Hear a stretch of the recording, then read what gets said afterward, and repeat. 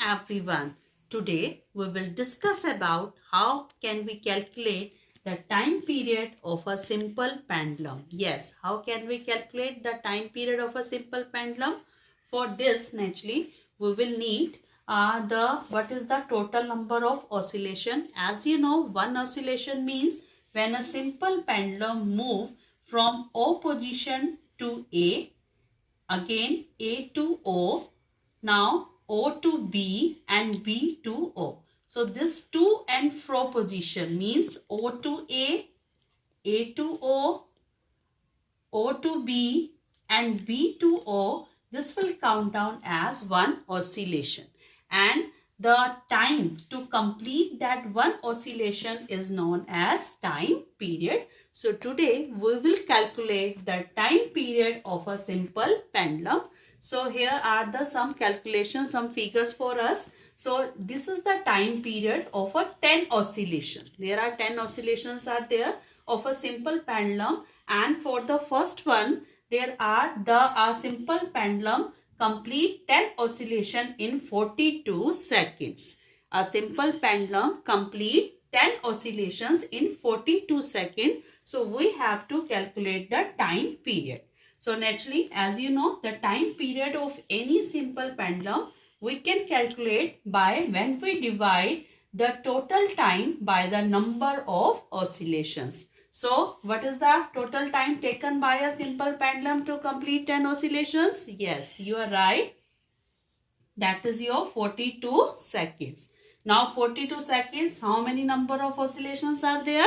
10. Yes.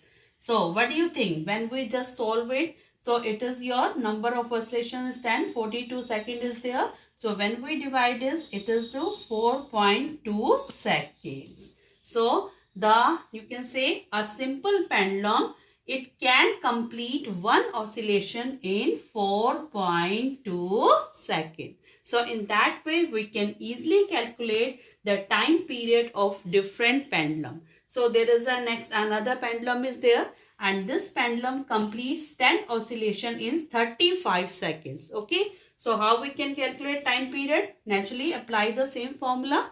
What is that? Total time divided by the number of total oscillations. So in that case, what is the total time? The total time is 35 seconds. The total time is 35 seconds. And how many oscillations are there? 10. Very good. So what is the answer when we solve it? It is the 3.5 seconds. It's very easy. You can easily do it. It's 3.5 seconds. Okay. Now I'm going to do a small change. From there, now the third one, that the time period to complete, now we are going to do is 20 oscillations. Okay. The time period to complete 20 oscillations in 24 seconds. Now you can calculate. Yes, again. So again the same formula we will apply. Total time divided by the number of oscillations. So what is the total time? 24 seconds. And now the number of oscillations are 20. So when we solve it, we will find out. So we will try to solve it. So when we will do it by the, you can say 2 and 12 and 6 and your 5. So when we solve it, it is 1.2 seconds. Okay.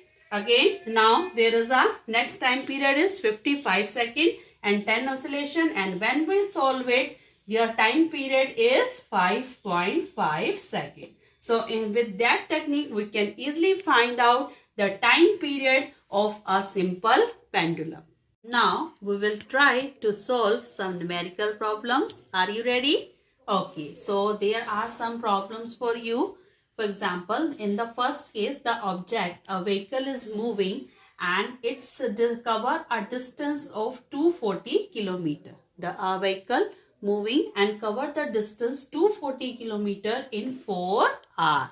So we have to calculate the speed of the object or the speed of that vehicle. So are you ready? So as you know, the formula through which we can calculate the speed of an object is speed equal to distance upon time. It is equal to distance upon time.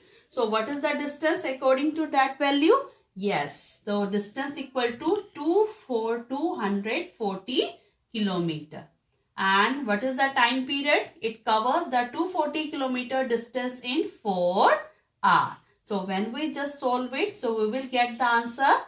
So it is there 60 kilometer per hour. It's very easy. Means speed equal to, we can calculate the speed of any object when we will just divide the distance traveled by an object by the total time taken. So what is the answer? 60 kilometer per hour.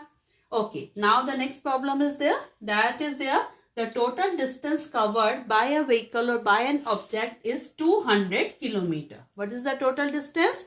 200 kilometer. And the time we have to calculate, and the speed of the object is 50 kilometer per hour. The speed of the object is 50 kilometer per hour. Okay, so now we will just come to that formula again. What is that? Speed equal to distance upon time, and we have to calculate the time. So what is the formula to calculate the time? Time equal to distance upon speed. Yes, distance upon speed. So what is the distance? The distance is a 200 kilometer. So there is a distance 200 kilometer. And what is the speed of the object? That is 50 kilometer per hour. So when we just solve it, that what is the time period? The time period is 4 hours. So what is the answer is there? Our answer is the 4 hours. Means in 4 hours, any object can cover the distance of 200 kilometer by the speed of 50 kilometer per hour. So we can easily calculate the distance covered by any object, the time taken and the speed.